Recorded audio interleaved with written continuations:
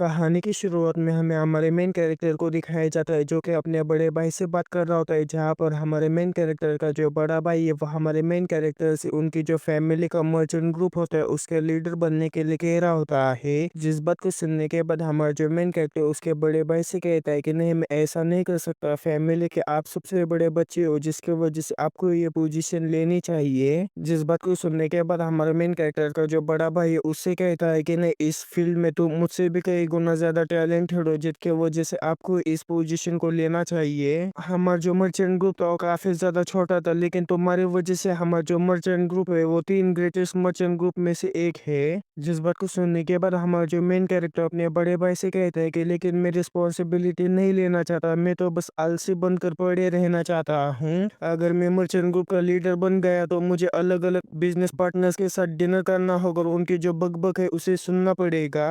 और इसके अलावा अगर किसी मर्चेंट ग्रुप की जो इमेज है वो पूरी तरह से खराब हो जाएगी तो लोग मुझे भी नफरत करना शुरू कर देंगे, जिसकी वजह से मैं ये नहीं करना चाहता। हमारे मेन कैरेक्टर की इस तरह की बातें सुनने के बाद हमारा मेन कैरेक्टर का बड़ा भाई उसे कोई भी जवाब नहीं देता और हमारा मेन कैरेक्टर भी इसके आगे कुछ नहीं बोलता, जिस वजह से पूरे कमरे के अंदर शांति छा जाती है। जिस शांति को देखने के बाद हमारा जो मेन कैरेक्टर वहां से खड़ा होने लगता है कि तभी हमारे मेन कैरेक्टर का भाई जो है उससे कहता है कि हाँ बिल्कुल ठीक है, तुम जैसा करना चाहते हो वैसे कर सकते हो। लेकिन इसी के साथ ही सीन चेंज होकर हमें हमारे मेन कैरेक्टर के बड़े भाई के सर को दिखाया जाता है जो कि उसके धड़ से बिल्कुल अलग होता है। फिर जब हमारा मेन कैरेक्टर को कहता है कि सारी चीजें जल रहे, मैंने और मेरी फैमिली ने जो मेहनत करते हुए सारी चीजें ली थी वो सारी की सारी चीजें मेरे आंखों के सामने खत्म होती जा रही है। जो गार्ड मेरे साथ बचपन से था और बचपन से मुझे प्रोटेक्ट कर रहा था वो भी मुझसे छोड़कर चला जा चुका है। मेरा दूसरा भाई फाइनेंस पवेलियन के मिस्टर जैंग, ब्रिज पवेलियन के मिस्टर लीम, जनरल सिल्वर वाइन स्क्वाड के लीडर, सनसेट पवेलियन के लीडर, सारे के सारे मेरे आंखों के सामने मरे पड़े हैं। फिर हमें हमारे मेन कैरेक्टर के बारे में बताया जाता है। जो हमारा मेन कैरेक्टर होता है यून ही मर्चेंट ग्रुप का सबसे छोटा बेटा यून से हो होता है। फिर जो हमारा मेन कैरेक्टर सामने की तरफ देखते हुए कहता है कि ये सारी चीजें उस आदमी ने की है। उसके इतना कहने के साथ ही हमें एक पर्सन को दिखाया जाता है जो कि हमारे मेन कैरेक्टर की तरफ ही बढ़ रहा होता है, जो कि व्हाइट हेवन मर्चेंट ग्रुप का लीडर नामगोंग कांग होता है। फिर जो नामगोंग कौन है वो हमारे मेन कैरेक्टर के गर्दन के ऊपर अपने स्वॉर्ड रख के उससे कहता है कि तुम्हें मारना शर्म की बात है। फिर जो हमारा मेन कैरेक्टर कांग से कहता है कि क्या व्हाइट हेवन मर्चेंट ग्रुप और मुरिम अलायंस के अंदर नहीं था? तुम ऑर्थोडॉक्स मुरिम को रिप्रेजेंट करते हो, लेकिन फिर भी तुम्हें के ये सब सारी चीजें करना ठीक लगता है। जिस बात को सुनने के बाद जो कहेंगे वह हमारे मेन कैरेक्टर से कहता है कि हायर अप्स को ये पता है कि तुम हमारे बिजनेस के बीच में आ रहे हो। फिर वो काफी ज्यादा खतरनाक तरीके से हमारे मेन कैरेक्टर से कहता है कि इसीलिए तुम्हें अपनी सीमा में रहना चाहिए था, ये सब सिर्फ पैसे के लिए है। जिस बात को सुनने के बाद हमारा जो मेन कैरेक्टर उससे कहता है कि ये सब पैसों के लिए हो रहा है, उसके अलावा तुम लोग हमसे हमेशा इसीलिए हटते हो क्योंकि तुम्हारे अंदर स्किल की कमी है। और इतना सब कुछ करने के बावजूद भी तुम्हें बस इतना ही कहना, एक इतना ज्यादा रिडिकुलस बात है।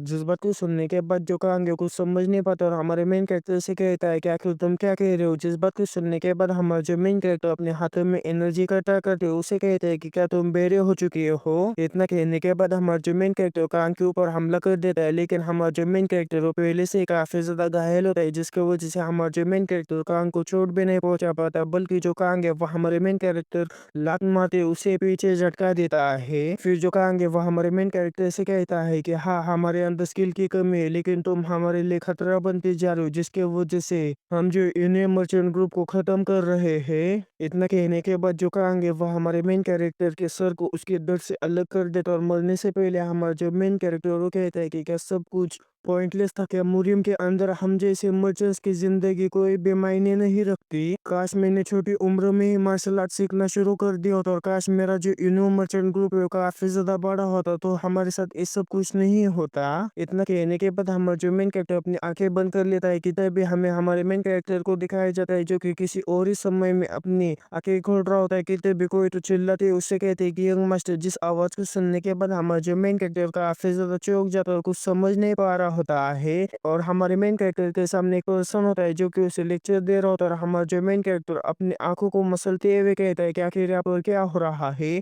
क्या मैं अभी भी जिंदा हूँ? मेरा जो विजन है वो धुंधला हो चुका है और यहाँ तक कि मैं ठीक से सुन भी नहीं पा रहा हूँ। लेकिन रुको, अगर मैं जिंदा हूँ, इतना कहने के बाद हमारा जो मेन कैरेक्टर है अपने सामने जो कोई भी पर्सन है उसे कांग समझ कर उसके ऊपर हमला कर देता है। लेकिन हमारे मेन कैरेक्टर के सामने जो पर्सन खड़ा होता है वो जल्दी से साइड हट जाता है, जिस वजह से हमारे मेन कैरेक्टर का मुका उसे नहीं लग पाता। लेकिन हमारे मेन कैरेक्टर के सामने जो पर्सन होता है वो हमारे मेन कैरेक्टर के सर के ऊपर छड़ी से हमला करता है, जो कि बिल्कुल हमारे मेन कैरेक्टर को लग जाता है, वो बिल्कुल भी मिस नहीं होता। जिस छड़ी को खा लेने के बाद हमारे मेन कैरेक्टर की जो अकल है वो ठिकाने पर आ जाती है और कहती है कि आखिर फीलिंग कैसी है, मुझे कुछ जाने पहचाने लग रही है। रुको, मेरे सामने जो पर्सन खड़ा है वो कांग ने बल्कि इंटरनल अफेयर्स का चीफ है, लेकिन ये तो काफी समय पहले ही मर चुका है, तो फिर आखिर ये जिंदा कैसे है? इतना सोचने के बाद हमारा जो मेन कैरेक्टर है वो कहता है कि क्या मैं अभी भी नरक में हूँ? जिस बात को सुनने के बाद जो चीफ है वह हमारे मेन कैरेक्टर से कहता है कि क्या तुम अभी भी नहीं जागे हो? क्या तुम अभी भी सपना देख रहे हो? मैंने 3 यंग मास्टर को सिखाया लेकिन किसी भी यंग मास्टर ने मुझ पर हमला नहीं किया, लेकिन तुम काफी ज्यादा स्पेशल हो, काफी ज्यादा स्पेशल। जिस बात को सुनने के बाद हमारा जो मेन कैरेक्टर चीफ से कहता है कि मैं पूरी तरह से जागा नहीं था, ये सब मेरी गलती है, मुझे माफ कर दीजिए।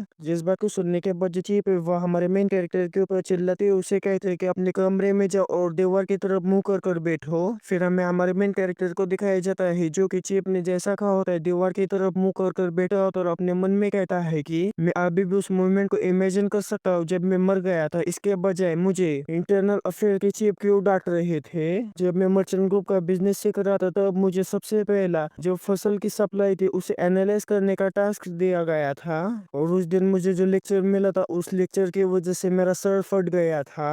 तो फिर क्या ऐसा हो सकता है? इतना कहने के बाद हमारा जो मेन कैरेक्टर अपने पर्सनल गार्ड जिसका के नाम यू यंग आम होता है उसे आवाज लगाता है। हमारे मेन कैरेक्टर की आवाज सुनने के बाद जो पर्सनल गार्ड होती है वो छत से लटकते हुए हमारे मेन कैरेक्टर से कहती है कि हाँ बोलिए यंग मास्टर। फिर जो हमारा मेन कैरेक्टर गार्ड से कहता है कि अभी मेरी उम्र कितनी हो सकती है। जिस बात को सुनने के बाद जो गार्ड है वो नीचे उतरते हुए हमारे मेन कैरेक्टर से कहती है कि क्या चीफ ने आपको इतनी ज्यादा बुरी तरीके से पीटा है कि आप अपनी उम्र ही भूल चुके हो। जिस बात को सुनने के बाद हमारा जो मेन कैरेक्टर गार्ड से कहता है कि बस मुझे बताओ कि आखिर मेरी उम्र क्या है। जिस बात को सुनने के बाद जो गार्ड है वह हमारे मेन कैरेक्टर से कहती है कि कल आपका 15वां जन्मदिन था। जिस बात को सुनने के बाद हमारा जो मेन कैरेक्टर काफी ज्यादा चौंक जाता है और कहता है कि क्या 15वां, लेकिन मैं तो 29 साल का हूँ। फिर जो गार्ड है वह हमारे मेन कैरेक्टर से कहती है कि तुमने चीफ को मुक्का मारने की कोशिश की और अब तुम अपनी उम्र पूछ रहे हो। क्या तुम श्योर हो कि तुम्हें देखने के लिए किसी भी फिजिशियन को बुलाने की जरूरत नहीं है? जब बात मेंटल हेल्थ की आती है तो मैं काफी ज्यादा अच्छे पर्सन को जानती हूँ। और हमें हमारे मेन कैरेक्टर को दिखाया जाता है जो कि गार्ड की किसी भी बात पर ध्यान न देते हुए बस अपने आप को देखते हुए कहता है कि इतनी ज्यादा कोमल हत्या सच में मैं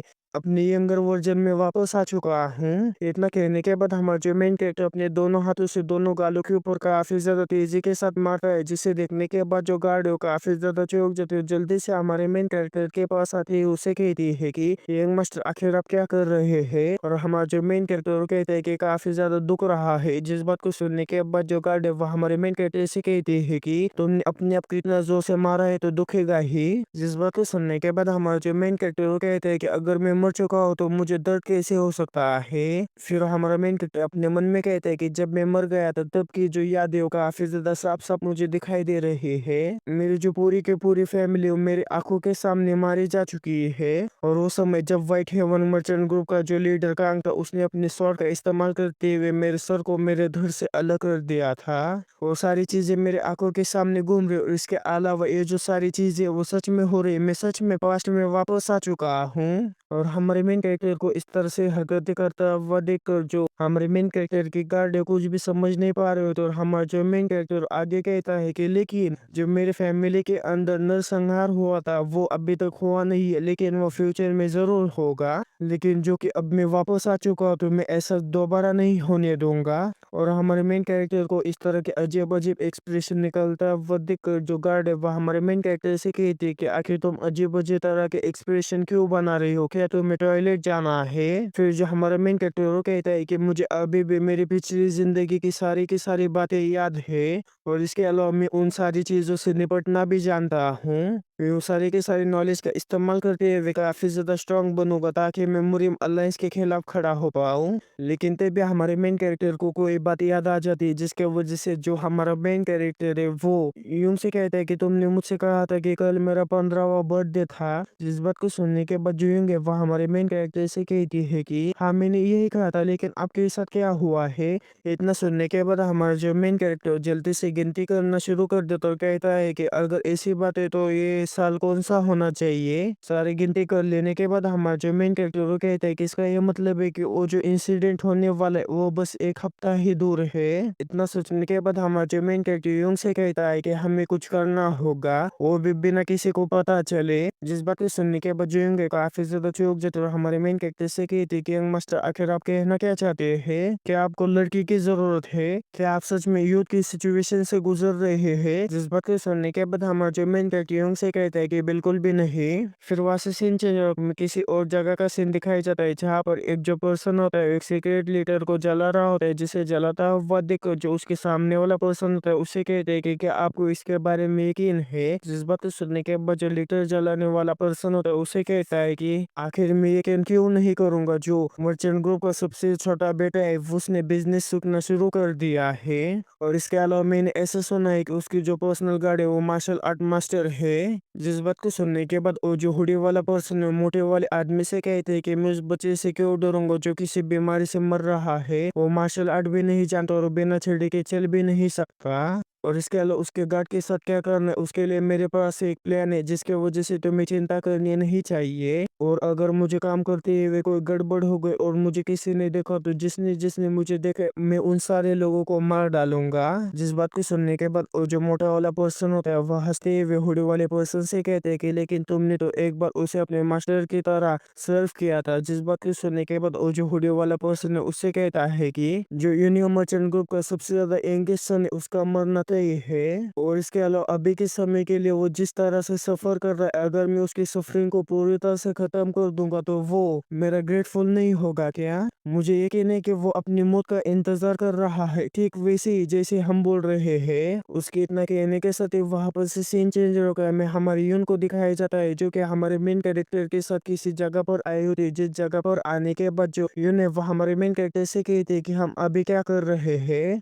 यून की बात सुनने के बाद हमारे जो मेन कैरेक्टर उनसे कहते हैं कि जैसा कि तुम जानती हो कि मैं काफी ज्यादा नाजुक हूँ जिसके वजह से मुझे एक्सरसाइज करनी चाहिए। जिस बात को सुनने के बाद जो यून चिढ़ते हुए हमारे मेन कैरेक्टर से कहते हैं कि हालांकि हम अभी भी एक्सरसाइज ही कर रहे हैं। जिस बात को सुनने के बाद हमारे जो मेन कैरेक्टर उनसे कहते हैं कि अगर हम जगह जगह घूमे तो हमें शायद कोई अच्छी चीज मिल जाए। जिस बात को सुनने के बाद जो यून है वह हमारे मेन कैरेक्टर से कहते हैं कि लेकिन अच्छा क्या अच्छा। जिस बात को सुनने के बाद हमें वहां पर एक फ्रूट को दिखाया जाता है जिस फ्रूट के ऊपर हमारे मेन कैरेक्टर की नजर पड़ जाती है जिसे देखने के बाद हमारे जो मेन कैरेक्टर काफी ज्यादा खुश हो जाता है कहते हैं कि जैसे कि एक मिरेकल मेडिसिन। फिर हमें पास्ट का उसी दिन का सीन दिखाया जाता है जहाँ पर जब कांग ने हमारे मेन कैरेक्टर के फैमिली के ऊपर हमला कर दिया होता है तब हमारे मेन कैरेक्टर की जो गाड़ी यानी कि जुयोंग होती है वह हमारे मेन कैरेक्टर से कह रही होती है कि तुम यहाँ से जल्दी से भाग जाओ। जब तक तुम यहाँ पर से दूर नहीं जाते तब तक मैं इन लोगों को संभाल लूंगी। जिस बात को सुनने के बाद हमारा जो मेन कैरेक्टर उसे वहां पर से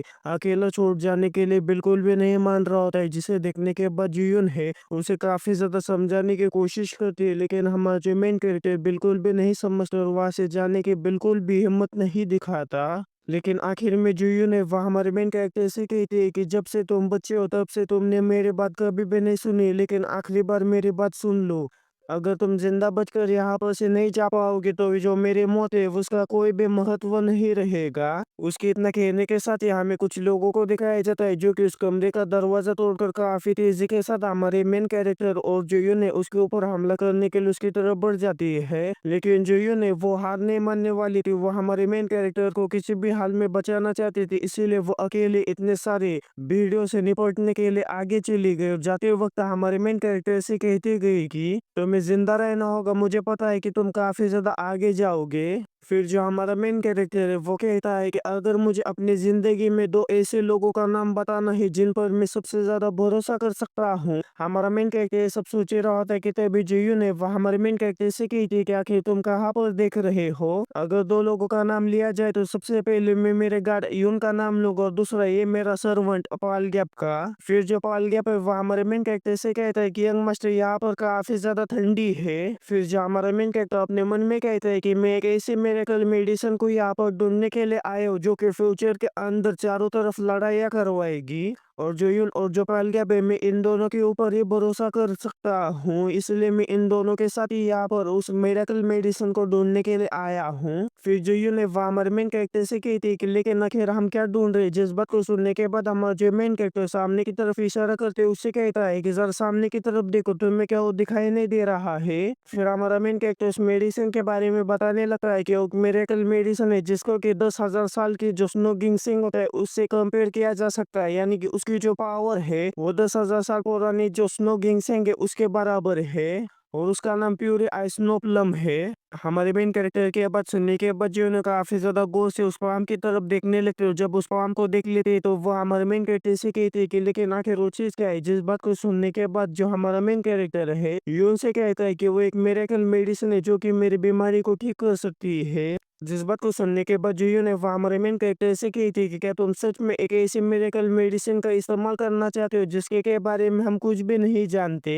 और इसके अलावा हमारे घर के अंदर तो काफी ज्यादा मिरेकल मेडिसिन ऑलरेडी पड़ी हुई है। जिस बात को सुनने के बाद हमारा जो मेन कैरेक्टर से कहते हैं कि नहीं वो काम नहीं करेगी। और साथ ही में वो अपने मन में कहते हैं कि मेरी जो कंडीशन है वो कोई साधारण से मेरिडियन कोलैप्स की कंडीशन नहीं है। मेरे पास मिस्टीरियस ड्रैगन स्टार फिजिक है। जो कोई भी इस फिजिक के साथ पैदा होता है तो उसके अंदर काफी ज्यादा इन एनर्जी होती है। अगर इस फिजिक के साथ कोई लड़की जन्म लेती है तो इसके अंदर जो इन एनर्जी होती है वो उस लड़की को काफी ज्यादा स्ट्रांग बना सकती है, यहाँ तक कि वो एक मार्शल मास्टर भी बन सकती है। लेकिन लड़कों के लिए बिल्कुल उल्टा है। लड़कों के अंदर यंग एनर्जी होती है जिसके वजह से ये जो इन एनर्जी है वो हमेशा यंग एनर्जी के साथ कोलाइड होती है, जिसके वजह से वो धीरे धीरे कर कर अंदर से लड़कों को मारना शुरू कर देती है। इसे काबू करने का सिर्फ एक ही रास्ता है, तुम्हें तुम्हारे बॉडी के अंदर जो यंग एनर्जी है उसे पूरी तरह से इन एनर्जी में बदलना होगा। लेकिन तुम अपनी जिंदगी में सिर्फ ऐसा एक ही बार कर सकते हो। जब तुम अपनी यूथ के अंदर कदम रखोगे तब तुम्हें एक ऐसी मिरेकल मेडिसिन खानी होगी जिसके के अंदर इन एनर्जी भरी पड़ी हो। और जब तुम उस मेडिसिन को खा लोगे तब तुम्हारी बॉडी के अंदर जो यंग एनर्जी है वो ऑटोमेटिकली इन एनर्जी में कन्वर्ट हो जाएगी। मुझे इसके बारे में मेरी पिछली जिंदगी में काफी ज्यादा देर से पता चला। और इसके अलावा प्योर आइसिस नो प्लम को भी पाना काफी ज्यादा मुश्किल है।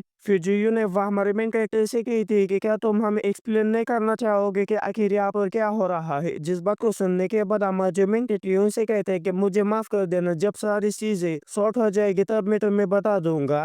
हमारे मेन कैरेक्टर की बातें सुनने के बाद जीयू ने गहरी से साथ छोड़ते हुए हमारे मेन कैरेक्टर से कही थी कि तुम्हें एक बार तो तुम्हारे जो गार्डियन है उनकी बातें सुन लेनी चाहिए। खैर मैं तुम्हारे लिए इसे तोड़ कर लेकर आती हूँ। इतना कहने के बाद जीयू ने काफी तेजी के साथ उस आईसी फॉर्म को तोड़ने के लिए उसकी तरफ चले जाते और पीछे से हमारा जो मेन कैरेक्टर और जो अगले थे वो उनको चीरअप करने लगते हैं। फिर जो हमारा मेन कैरेक्टर अपने मन में कहता है कि मैं नहीं कह सकता कि मैं तुमसे कई गुना ज्यादा स्ट्रांग बनूंगा, लेकिन मैं इतना ज्यादा स्ट्रांग बनूंगा कि इस जिंदगी में मैं किसी को भी नहीं खोऊंगा। फिर हमें कुछ दिनों के बाद का सीन दिखाया जाता है जहाँ पर हमारा जो मेन कैरेक्टर बस अपने घर में घूम रहा होता है और घूमते हुए जो सारे लोग होते हैं उनसे काफी ज्यादा अच्छी तरीके से बात कर रहा होता है। जिसे इतनी ज्यादा अच्छी तरीके से बात करता है वह देखकर जो हमारा पगलेट और जो यून है वो काफी ज्यादा चौंक जाते हैं। तभी उनके पास कुछ लोग आते हैं। वे उनसे कहता है कि क्या आपको नहीं लगता है कि जो यंग मास्टर है वो हाल ही में कुछ अलग बर्ताव कर रहे हैं। इसके अलावा उनकी जो एनर्जी वो काफी ज्यादा बढ़ चुकी है, उनकी जो हाइट है वो भी काफी ज्यादा बढ़ चुकी है। लेकिन तभी वहां पर एक मेड आ जाती है जो कि कहती है कि उसका चेहरा भी काफी ज्यादा बदल चुका है। शुरू में तो वो काफी ज्यादा प्रिटी था लेकिन अब वो यहाँ पर जितने भी मेन से उसके अंदर काफी ज्यादा हैंडसम है। और वो लोग इसी तरह से हमारे मेन कैरेक्टर के बारे में बातें करने लगते हैं। जिन इस तरह से बात करता हुआ देखकर हमारे जो यून है पूरा सदमे में चले जाते हैं। उनसे कहते हैं कि तुम लोग यंग मास्टर के बारे में इस तरह की बातें कर रहे हो, क्या तुम्हें कोई काम नहीं है? जाओ यहाँ से जल्दी से जाकर अपना अपना काम करो। यून की ये बात सुनने के बाद वहां पर जितने भी लोग हैं वहां से चले जाते हैं। उनके जाने के बाद जो यून है वो कहती है कि पहाड़ों के ऊपर जाने के बाद जो यंग मास्टर को जो मेडिसिन मिली थी उस मेडिसिन को कई दिनों से जो यंग मास्टर वो अपनी बॉडी के अंदर एब्जॉर्ब कर रहे, और उसी की वजह से जो यंग मास्टर है उन्होंने अपनी पूरी की पूरी बॉडी को रिकंस्ट्रक्ट किया है। फिर हमें पास्ट का सीन दिखाया जाता है जहाँ पर हमारा जो मेन कैरेक्टर यून और पगलेट से कह रहा होता है कि इसके बारे में किसी को बना पता चले। फिर हमें प्रेजेंट का सीन दिखाया जाता है जहाँ पर जून ने वो कहती है कि वो पूरी तरह से चेंज हो चुका है, आखिर वो कब तक अपनी इस बदलाव को छुपा कर रखेगा। इतना कहने के बाद वो लोग वहां से जाने लगे, लेकिन जाते हुए भी जो यूंग है वो कहती है कि हालांकि वो अभी ठीक है, लेकिन अगर वो बाद में फिर से बीमार पड़ गया तो मैं उसे मार डालूंगी। फिर वहां से सीन चेंज होकर मैं फाइनेंस पवेलियन के अंदर का सीन दिखाया जाता है जहाँ पर फाइनेंस पवेलियन का जो 7th रैंक का मेंबर यू चिंग जी होता है वो काफी ज्यादा चौंक रहा होता है, क्योंकि हमारे मेन कैरेक्टर ने कई सारे डॉक्यूमेंट्स को तैयार किया होता है। जिन डॉक्यूमेंट्स को देखने के बाद वो चौंकते हैं। वह हमारे मेन कैरेक्टर से कहते हैं कि क्या सच में इन सारे डॉक्यूमेंट्स को इतने कम समय में तुमने तैयार किया है? उस मेंबर की बात सुनने के बाद हमारा जो मेन कैरेक्टर उस मेंबर से कहता है कि मैंने पूरे के पूरे डॉक्यूमेंट को जीरो से नहीं लिखा, बल्कि मैंने बस समरी निकाल के लिखी है, जो कि मेरे लिए इतना भी ज्यादा डिफिकल्ट नहीं था।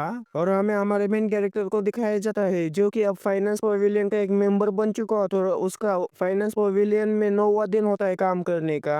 और हमारा जो मेन कैरेक्टर अपने मन में कहता है कि मुझे तो ऐसा दिखावा करना था कि मुझे कुछ भी नहीं पता है, लेकिन मेरी पिछली जिंदगी में मैंने ऐसा काफी ज्यादा काम किया, और इसके अलावा मुझे काफी ज्यादा एक्सपीरियंस होने की वजह से मेरी जो स्पीड है वो भी काफी ज्यादा तेज है, जिसके वजह से इतना सारा काम मैंने चुटकियों में कर दिया। फिर जो फाइनेंस पवेलियन का मेंबर है वो हमारे मेन कैरेक्टर से कहता है कि यंग मास्टर में जो आपको कहने वाला हो थोड़ा सा रूड लगेगा, लेकिन जो फाइनेंस का काम है वो काफी ज्यादा सावधानी से करना पड़ता है, क्योंकि मर्चेंट ग्रुप के लिए जो फाइनेंस होता है वो एक खून की तरह होता है जो कि अपने बॉडी के अंदर फिर घूमता रहता है। अगर इसमें से थोड़ी सी भी इंफॉर्मेशन लीक हो जाती है तो आप ये बताइए कि क्या होगा। जिस बात को सुनने के बाद हमारा जो मेन कैरेक्टर उस मेंबर से कहता है कि क्या तुम ये कह रहे हो कि मैंने काम जल्दी खत्म कर लिया, क्योंकि मैंने काम काफी ज्यादा जल्दबाजी में किया है। जिस बात को सुनने के बाद वो जो मेंबर है वो अपने मन में कहता है कि इसने काम काफी ज्यादा जल्दी किया, और इसके अलावा इससे पहले उसे जो इंटरनल अफेयर्स के चीफ ने काम दिया था उस काम की वजह से वो सो गया, तो इसके अलावा उसने इंटरनल अफेयर्स के जो चीफ थे उनको भी पंच मारने की कोशिश की थी। तो फिर ऐसा पर्सन एक काम इतनी अच्छी तरीके से नहीं कर सकता। उस आदमी को इस तरह से सोचता हुआ दिख रहा हमारा जो मेन कैरेक्टर उसे कहते हैं कि क्या तुम मेरे साथ शर्त लगाना चाहोगे। जिस बात को सुनने के बाद वो जो मेंबर है वो हमारे मेन कैरेक्टर से कहता है कि आखिर किस तरह की शर्त? मैंने ये जो सारा काम किया उस काम को मैं इंटरनल अफेयर्स को चीफ को दिखाऊंगा, वही तय करेंगे सही या फिर गलत है। जिस बात को सुनने के बाद वो जो मेंबर है वो हमारे मेन कैरेक्टर से कहता है कि वो इस मामले को काफी ज्यादा बड़ा बना देगा। जिस बात को सुनने के बाद हमारा जो मेन कैरेक्टर इस मेंबर से कहता है कि जो होगा वो देख लेंगे। जिस बात को सुनने के बाद वो जो मेंबर वो अपने मन में कहता है कि लगता है कि इसे एक सबक सिखाना ही होगा, क्योंकि वो कुछ ज्यादा ही एरोगेंट बन रहा है।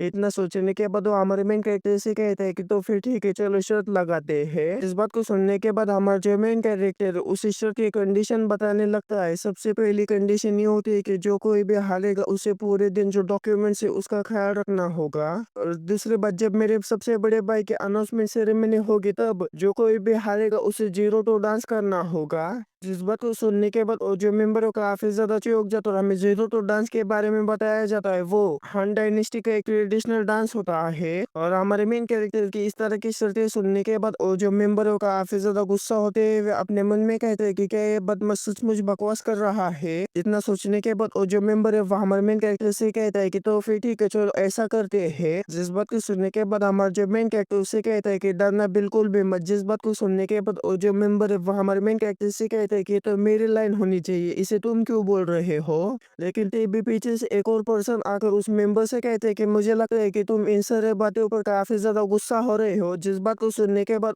जो मेंबर उस पर्सन के ऊपर बढ़ के उसे कहता है कि तुम हमारे बीच में मत पड़ो। जिस बात को सुनने के बाद जो पर्सन है पूरा सदमे में चला जाता है और कहता है कि मैं तो तुम्हारा सीनियर हूँ, आखिर तुम मुझसे ऐसे कैसे बात कर सकते हो। फिर हमें चीफ को दिखाया जाता है जो कि हमारे मेन कैरेक्टर के डॉक्यूमेंट्स को देखते हुए काफी ज्यादा चौंक जाता है हमारे मेन कैरेक्टर से कहते हैं कि क्या सच में इसे आपने लिखा है? जो पवेलियन लीडर्स होते हैं वो भी इतना ज़्यादा अच्छा काम करने में काफ़ी ज़्यादा लैक करते हैं। चीफ की ये बात सुनने के बाद वो जो मेंबर है वो पूरा सदमे में जाते हुए चीफ से कहता है कि ज़रा ध्यान से देखिए, मुझे लगता है कि कोई ना कोई गड़बड़ हुई है। इस बात को सुनने के बाद जो चीफ है उसे कहता है कि क्या तुम्हें सच में ऐसा लगता है कि मैं गड़बड़ कर सकती हूँ? इसके अलावा आखिर तुम्हारी हिम्मत कैसी हुई मुझसे क्वेश्चन पूछने की? जिस बात को सुनने के बाद वो जो मेंबर चीफ से कहता है कि मैं कितने समय से फाइनेंस पवेलियन के अंदर काम कर रहा हूँ, लेकिन आपने कभी भी मेरे काम की तारीफ नहीं की। लेकिन जो यंग मास्टर ने अभी अभी सीखना शुरू किया है फिर भी आप उसकी तारीफ किए जा रहे हो। जिस बात को सुनने के बाद जो चीप है उसके सर के ऊपर भी टपली मारते उससे कहते हैं कि तुम आखिर क्या बोल रहे हो, और इसके अलावा तुमने क्या चश्मा सिर्फ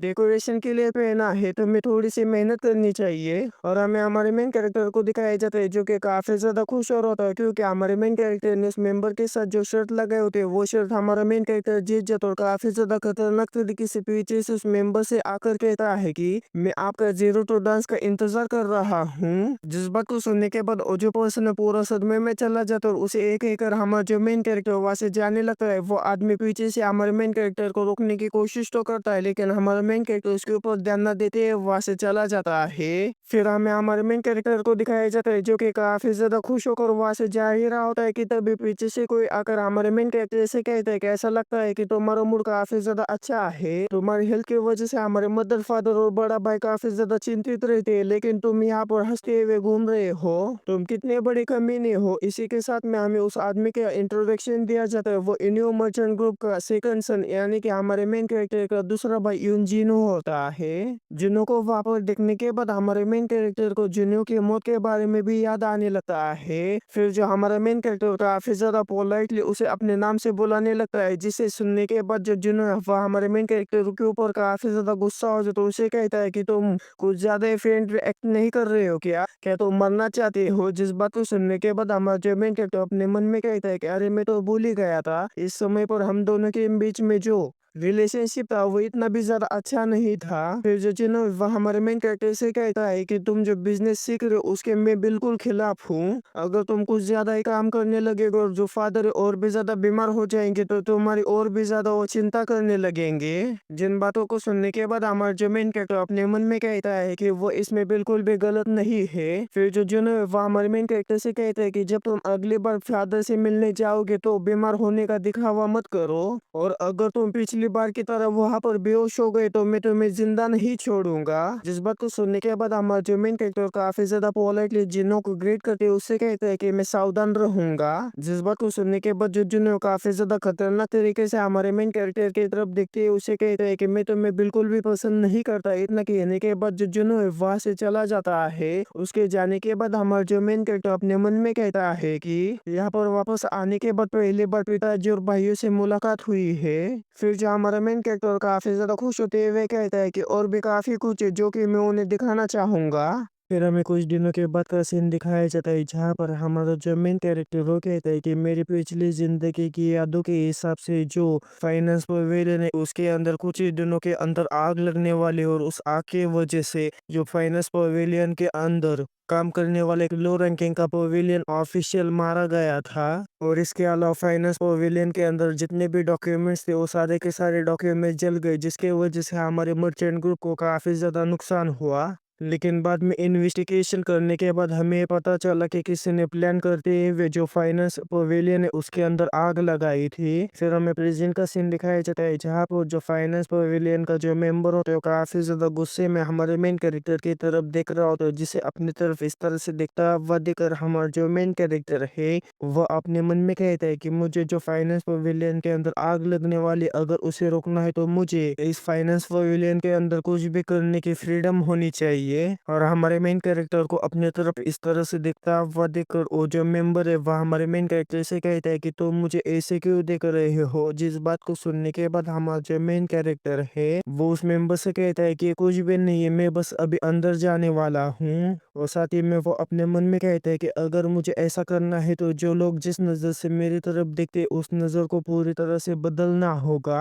फिर वहां से सीन चेंज होकर हमें मर्चेंट ग्रुप के मेन हॉल का सीन दिखाया जाता है जिसके अंदर हमारे हमारा मेन कैरेक्टर सेकंड ब्रदर और उसका फर्स्ट ब्रदर बेटे होते हैं। फिर हमें हमारे मेन कैरेक्टर के फर्स्ट ब्रदर को दिखाया जाता है जिसका के नाम इंजिंगो होता है। जो इंजिंगो होता है वो जूनियर से कहता है कि आखिर तो हमारे सनसेट पवेलियन का काम कैसे चल रहा है। तो हमारा जो सनसेट पवेलियन है वो ब्रिज पवेलियन से बिल्कुल अलग है। जिस बात को सुनने के बाद जूनियर जिंगो से कहता है कि ये सब इसीलिए हो रहा है क्योंकि मैं अपने दिमाग का नहीं बल्कि मेरे ताकत का इस्तेमाल करता हूँ। और इसके अलावा मुझे जो फील्ड वर्क है वो काफी ज्यादा सूट करता है। और हमारा जो मेन कैरेक्टर चुपचाप वहाँ पर बैठकर उन दोनों की बातें सुन रहा होता है कि तभी जो जिंगो होता है वह हमारे मेन कैरेक्टर से कहता है कि क्या तुमने फाइनेंस पवेलियन के अंदर प्रैक्टिकल ट्रेनिंग करना शुरू कर दिया है। जिस बात को सुनने के बाद जो हमारा मेन कैरेक्टर जिंगो से कहता है कि हाँ बिल्कुल। जिस बात को सुनने के बाद जो जिंगो है वह हमारे मेन कैरेक्टर से कहता है कि सीखना काफी ज्यादा अच्छा है लेकिन जल्दबाजी मत करो। मुझे चिंता है कि अगर तुम कुछ ज्यादा ही करने लगे तो तुम उसे सही नहीं पाओगे।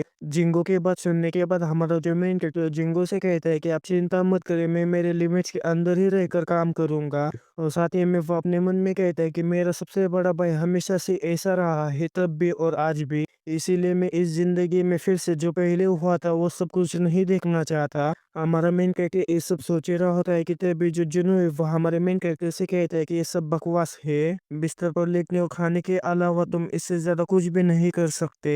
जुनू की ये बात सुनने के बाद जो जिंगो है जुनू से कहता है कि तुम्हें ऐसा नहीं लगता है कि तुम्हें अपने भाई से नहीं कहना चाहिए। जिंगो की ये बात सुनने के बाद जो जुनू है जिंगो से कहता है कि ये सब इसके वजह से हो रहा है क्योंकि आप हमेशा उसकी साइड लेते हैं। इसको इसकी जगह मालूम होनी चाहिए। आखिर हम ऐसे पर्सन के लिए जो कि इस फैमिली के ऊपर बोझ है उसकी देखभाल करने के लिए और कितना ज्यादा एफर्ट्स डालेंगे। जिन्नू की ये बात सुनने के बाद जो जिंगू काफी ज्यादा गुस्सा हो जाता है, चिल्लाती उससे कहता है कि तुम कुछ ज्यादा ही बोल रहे हो। जिंगू की ये बात सुनने के बाद जो जिन्नू उससे कहता है कि मैं तो बस सच्चाई बता रहा हूँ। वो मंथली रिचुअल के दौरान खून खांसता और हमेशा एक छड़ी के सहारे चलता है। तो तुम्हें हमें बताओ कि इन्हो मर्चेंट ग्रुप के अंदर आखिर उसे हम कैसे जॉब दे सकते हैं। जिन्हों की ये बातें सुनने के बाद हमारा जो मेन कैरेक्टर अपने मन में कहता है कि हालांकि मैं एडल्ट बन चुका हूँ लेकिन फिर भी मुझे घर के ताने सुनने ही पड़ते हैं।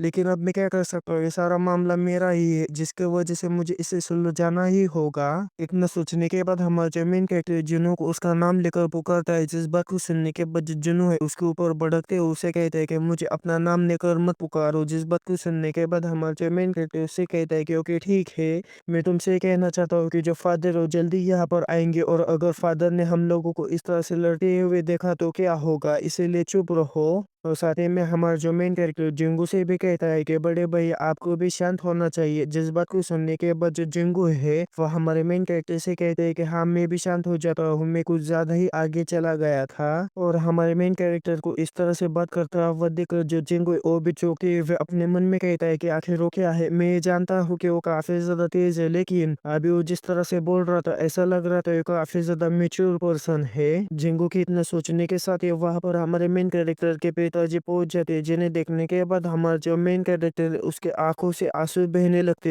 हैं। और जो हमारे मेन कैरेक्टर के पिताजी उनसे कहते हैं कि मुझे यहाँ पर आने के लिए थोड़ी देर हो चुकी है इसीलिए मुझे माफ कर देना। लेकिन तभी हमारे मेन कैरेक्टर के जो पिताजी है वह हमारे मेन कैरेक्टर से कहते हैं कि सी हो तुम्हारा चेहरा लाल हो चुका है, आखिर क्या हुआ, क्या तुम ठीक नहीं हो। जिस बात को सुनने के बाद हमारा जो मेन कैरेक्टर है वो अपने पिताजी से कहता है कि नहीं नहीं मैं बिल्कुल ठीक हूँ। और साथ ही में वो अपने मन में कहता है कि लेकिन आखिर मेरा चेहरा लाल क्यों हुआ है, क्या ऐसा इसलिए क्योंकि मैंने अपनी पिछली जिंदगी में आपको मरते हुए देखा है। फिर हमें हमारे मेन कैरेक्टर के पिताजी के बारे में बताया जाता है। वो इन्हो मर्चेंट ग्रुप के हेड होते हैं, उनका नाम इन गिल्सन होता है। फिर जो हमारे मेन कैरेक्टर के पिताजी है वो हमारे मेन कैरेक्टर से कहते हैं कि क्या तुम कुछ कहना चाहते हो। जिस बात को सुनने के बाद हमारा जो मेन कैरेक्टर अपने मन में कहता है कि मुझे मेरे इमोशन के ऊपर काबू रखना होगा, इस समय पर इमोशन दिखाना ये अच्छी बात नहीं है। और पिछली जिंदगी में जो कुछ भी हुआ था वो इस जिंदगी में अभी तक कुछ भी नहीं हुआ है, जिसकी वजह से मुझे जो मर्चेंट ग्रुप है उसकी प्रोटेक्शन करने के ऊपर फोकस करना होगा। इतना सोचने के बाद हमारा जो मेन कैरेक्टर गहरी से सांस छोड़ते हुए अपने पिताजी से कहता है कि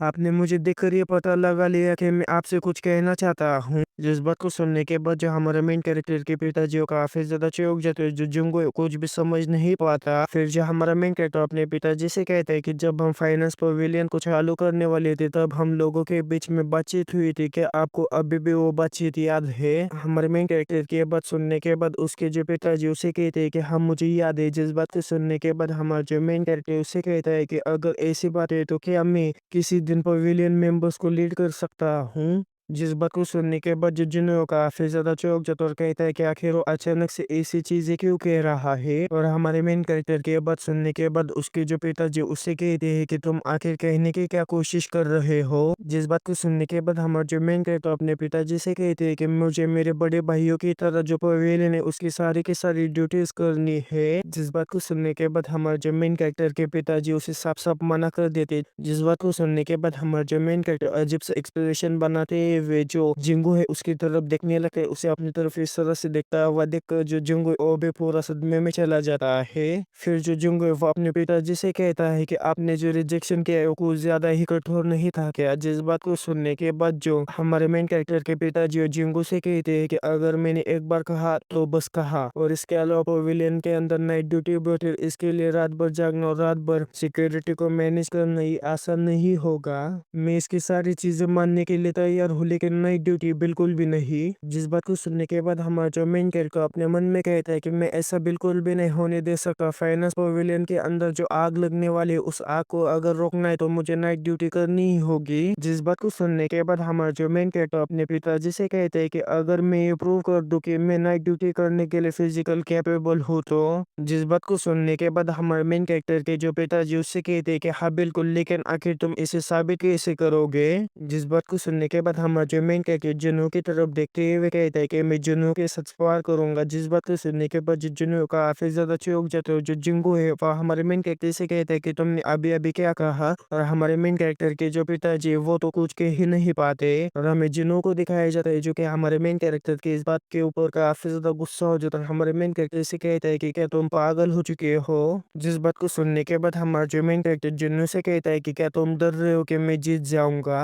हमारे मेन कैरेक्टर की इस तरह की बातें सुनने के बाद जो जिंगू जल्दी से खड़ा होती है वह हमारे मेन कैरेक्टर से कहता है कि आखिर तुम क्या कह रहे हो। जिस बात को सुनने के बाद जो हमारा मेन कैरेक्टर जिंगू से कहता है कि क्या इसमें कोई प्रॉब्लम है, जो कि आप और पिताजी मेरे हेल्थ के बारे में काफी ज्यादा चिंता करते हैं, इसीलिए मैं स्पार करके ये दिखाना चाहता हूँ कि आपको मेरी और ज्यादा चिंता करने की जरूरत नहीं, या फिर ऐसा कहो कि मैं आपकी जो चिंता है उसे कम करना चाहता हूँ। और मैं पहले से ये जानता हूँ कि जो जुन फर्स्ट क्लास का मार्शल आर्टिस्ट बना है, लेकिन अगर मैं उसके खिलाफ थोड़ी देर भी खड़ा रहा तो मैं फाइनेंस पवेलियन की सारी ड्यूटीज को हैंडल करने में कैपेबल हूँ, ये प्रूव हो जाएगा।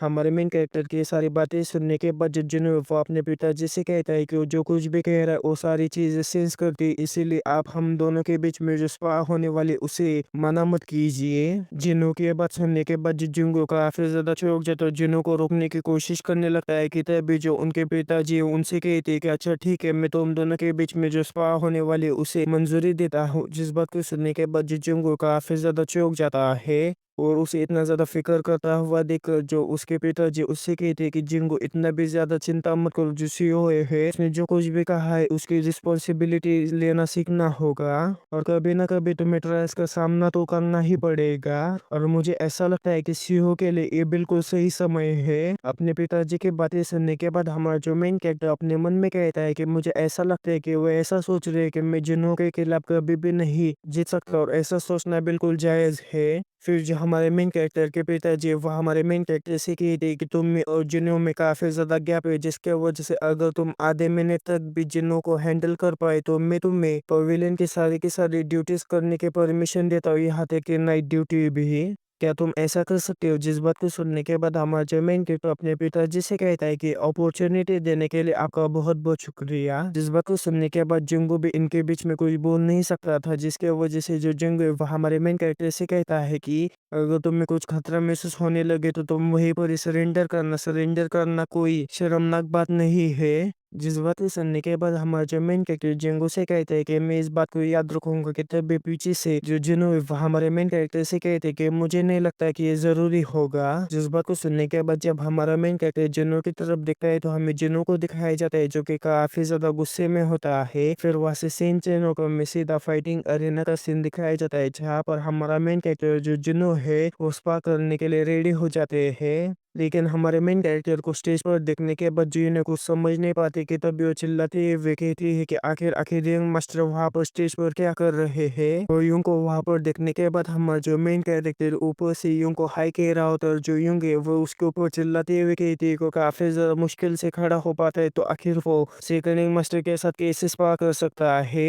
और हमें हमारे मेन कैरेक्टर को दिखाया जाता है जो कि उसे इस तरह से कहता हुआ देखकर हमारा मेन कैरेक्टर उसे इशारा करते उसे शांत रहने के लिए कहता है।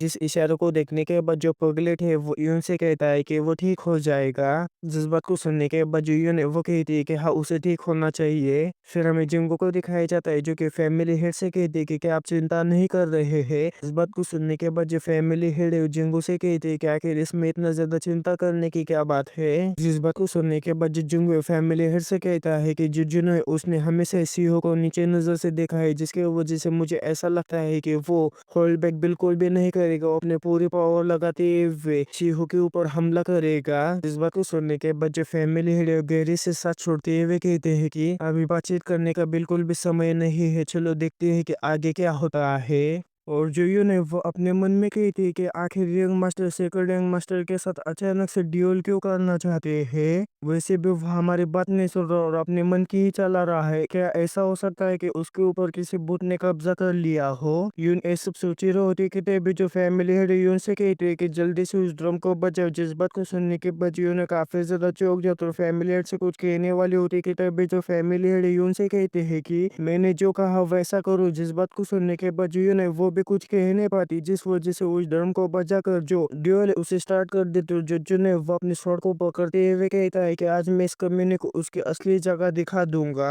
फैमिली का सबसे ज्यादा छोटा बच्चा होने की वजह से इसे काफी ज्यादा प्यार मिला है जिसके वजह से वो बाकियों के नीचे नजर से देखता है। लेकिन आज मैं इसे दिखा दूंगा कि आखिर दुनिया कैसे काम करती है। इतना कहने के बाद वो काफी तेजी के साथ हमारे मेन कैरेक्टर के ऊपर हमला करने के लिए उसकी तरफ बढ़ जाता है। फिर हमें पास्ट का सीन दिखाया जाता है जहाँ पर हमारा जो मेन कैरेक्टर है वो अभी अभी पैदा ही हुआ होता है जिसे देखने के बाद जुनू काफी ज्यादा खुश हो जाता है। अपने पिताजी से कहता है कि वो कितना ज्यादा छोटा है। जिस बात को सुनने के बाद उसके जो पिताजी उससे कहते हैं कि फ्यूचर में तुम्हें उसकी देखभाल करनी होगी। जिस बात को याद करने के बाद जुनू कहता है कि आखिर मैं ऐसा क्यों करूँ, आप हमेशा ऐसा चाहते हैं कि मैं और मेरा जो बड़ा भाई है उसके साथ अच्छा बर्ताव करे, लेकिन आखिर वो ऐसा क्यों नहीं सोचता। अगर वो ये हमारे साथ अच्छा नहीं बर्ताव करता तो आखिर मैं ऐसा क्यों करूँ। इतना कहने के बाद वो हमारे मेन कैरेक्टर के ऊपर हमला कर देता है। लेकिन उस हमले से हमारे मेन कैरेक्टर को घंटा भी फर्क नहीं पड़ता बल्कि वो अपने फुटवर्क टेक्निक का इस्तेमाल करते हुए जो जिन्होंने उसके ऊपर हमला किया तो उस हमले से काफी आसानी से बच जाता है। जिसे देखने के बाद जो जिन्हों जो जिंगू काफी ज्यादा चौंक जाता है और जो यून और जो पगलेट है उनका तो मुंह खुला का खुला ही रह जाता है। लेकिन हमें हमारे मेन कैरेक्टर को दिखाया जाता है जो कि अपने ही पैर को आड़ा कर नीचे गिर जाता है। नीचे गिर जाने के बाद वो अपने आप को किसी तरह से संभालते हुए कहता है कि मुझे माफ कर देना, मैंने पहली बार इस फुटवर्क को ट्राई किया है जिसकी वजह से मैं अपने आप को संभाल नहीं पा रहा हूँ। इसके अलावा मैंने किताबों से पढ़कर ही मार्शल आर्ट सीखी है और इसके अलावा मेरी जो बॉडी है वो अभी थोड़ा थोड़ा इम्प्रूव होना शुरू हो चुकी है जिसकी वजह से मैं किसी तरह से तुम्हारे हमले से बच गया। जिस बात को सुनने के बाद जुनू गुस्सा करते हुए कहते हैं कि क्या वो मेरा मजाक उड़ा रहा है। इतना कहने के बाद जुनू है वो काफी तेजी के साथ आगे बढ़ते हुए हमारे मेन कैरेक्टर के ऊपर लगातार हमला करना शुरू कर देता है। लेकिन हमारा जो मेन कैरेक्टर है हर एक हमले से बचता जा रहा होता है कि तभी जुनू काफी ज्यादा पावरफुल स्ट्राइक हमारे मेन कैरेक्टर के ऊपर कर देता है। लेकिन हमारा जो मेन कैरेक्टर जल्दी से पीछे हटते हुए जुनू उसके हमले से बच जाता है जिसे देखने के बाद जुनू काफी ज्यादा चौंक जाता है और कहता है कि आखिर आखिर सीईओ बच्चा आखिर इतना ज्यादा कैसे पावरफुल बन गया। फिर हमें कुछ समय पहले का सीन दिखाया जाता है जहाँ पर जो फैमिली हेड है जिनू से कहते हैं कि तुम सीईओ को इतना भी ज्यादा लाइटली मत लो। क्या तुम्हें सच में ऐसा लगता है कि वो बिना कुछ सोचे समझे तुमसे ड्यूल करने के लिए कह रहा है। फिर हमें प्रेजेंट का सीन दिखाया जाता है जहाँ पर जो फैमिली हेड है वो हमारे मेन कैरेक्टर की तरफ देखते हुए अपने मन में कहते हैं कि मैंने कभी भी नहीं सोचा था कि तुम इतने ज़्यादा अच्छे होगे। हालाँकि जो जिनो है उसने अभी तक अपने पूरी पावर का इस्तेमाल नहीं किया, फिर भी जो जिनो है फर्स्ट क्लास का मास्टर है, तब भी तुम उसके सामने खड़े हो। और अगर तुम्हें किसी प्रॉपर मास्टर के गाइडेंस मिलेगी तो तुम कितने ज़्यादा आगे जाओगे। लेकिन मैं अभी सीईओ की चिंता नहीं कर रहा हूँ, बल्कि मुझे जिनों की काफ़ी ज़्यादा चिंता है। उनके इतना कहने के साथ हमें जिनों को दिखाया जाता है जो कि अपने दाँत पीसते हुए हमारे मेन कैरेक्टर की तरफ देखते हुए कहता है कि आखिर आखिर उसके ऊपर मेरा एक भी हमला क्यों नहीं लग पा रहा है। फिर हमें पास्ट का सीन दिखाया जाता है जहाँ पर हमारा मेन कैरेक्टर जो जिन्हों वो आपस में खेल रहे होते कि तभी अचानक से हमारे मेन कैरेक्टर के मुंह से खून निकलने लगता है, जिसे देखने के बाद जो जिन्हों पूरा सदमे में चला जाता है। फिर जो फैमिली हेड जिन्हों के पास आते है उसे कहता है कि अब से जो एक्सटर्नल अफेयर्स के मास्टर है वो तुम्हें मार्शल आर्ट सिखाएंगे। इस बात को सुनने के बाद जो जिन्हों वो अपने पिताजी से कहता है कि लेकिन क्यों आप मुझे मार्शल आर्ट सिखाने क्यों नहीं चाहते। जिस बात को सुनने के बाद जो फैमिली और जुनू से कहते हैं कि तुम्हारा जो भाई वो काफी ज्यादा बीमार है, जिसके वजह से मुझे उसका ख्याल रखना होगा। जिस बात को सुनने के बाद जिन्हों काफी ज्यादा उदास हो जाता है। फिर हमें कुछ समय बाद का सीन दिखाया जाता है जहाँ पर हमारे मेन कैरेक्टर की जो कंडीशन है और भी ज्यादा खराब हो जाती है, क्योंकि हमारा जो जुना होता है उसने गलती से यंग एनर्जी से भरी हुई एक जड़ी बूटी हमारे मेन कैरेक्टर को खिला दी होती है, जिस वजह से हमारे मेन कैरेक्टर की जो हालत है काफी ज्यादा खराब हो चुकी होती है। जिसे देखने के बाद जो काफी ज्यादा रोने लगता है। रोते हुए अपने पिताजी से कहता है कि मैं ऐसा नहीं करना चाहता था, मुझे नहीं पता था कि इससे ऐसा होगा। लेकिन जो फैमिली उसे पूरी तरह से इग्नोर करते हुए हमारे मेन कैरेक्टर की तरफ जाने लगते हैं, जिसे देखने के बाद जो और भी ज्यादा उदास हो जाता है, क्योंकि ये सब उसने जानबूझकर नहीं किया होता, वो सब उससे गलती से हुआ होता है, जो कि उसके जो पिताजी यानी कि जो फैमिली हेड है वो समझ नहीं पा रहे होते हैं। जिन सारी बातों को याद करने के बाद जो काफी ज्यादा एग्रेसिवली और काफी ज्यादा तेजी के साथ हमारे मेन कैरेक्टर के ऊपर लगातार हमले किए जा रहा होता है, लेकिन हमारा जो मेन कैरेक्टर लगातार उसके हमले को ब्लॉक किए जा रहा होता है। फिर जो हमारा मेन कैरेक्टर जुनू से कहता है कि जो फैमिली है वो काफी ज्यादा डिफिकल्ट है ना। जिस बात को सुनने के बाद जो जुनू कुछ भी समझ नहीं पाता, और हमारा जो मेन कैरेक्टर उससे कहता है कि बाकी किसी रिलेशनशिप से ज्यादा हमें इस रिलेशनशिप में ज्यादा करीब रहना पड़ता है। चाहे हम दोनों एक दूसरे से कितने भी ज्यादा गुस्सा क्यों ना हो, क्यों ना हमारे बीच में कितनी ज्यादा दुश्मनी क्यों ना हो, लेकिन हमें एक साथ ही यहाँ पर रहना होगा।